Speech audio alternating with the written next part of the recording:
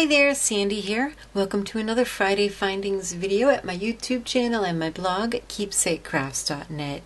Today I thought I would talk to you about a gemstone that we use a lot in jewelry making.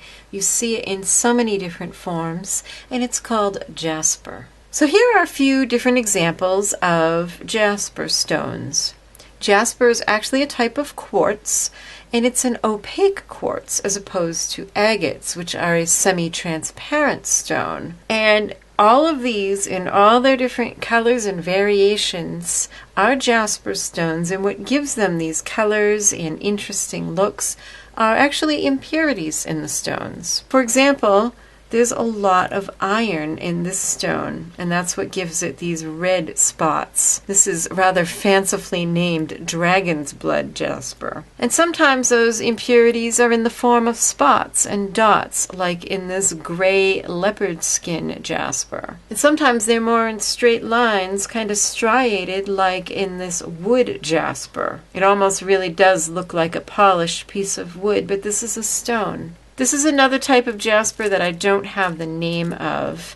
It came unidentified, but it also has some striations and dots, and you can see the variety of colors made by the different minerals in the stone. This strand is very interesting.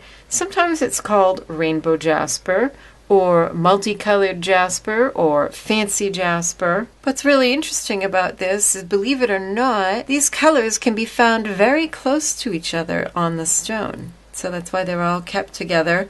Of course, when you're designing jewelry, you could separate out the greens and the oranges and the browns if you wanted to. Oh, and this is Imperial Jasper.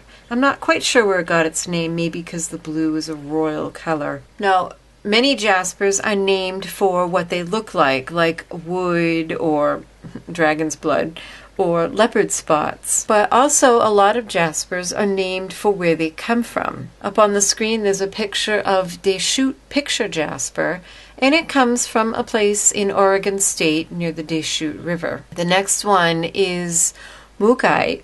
I hope I'm pronouncing that correctly.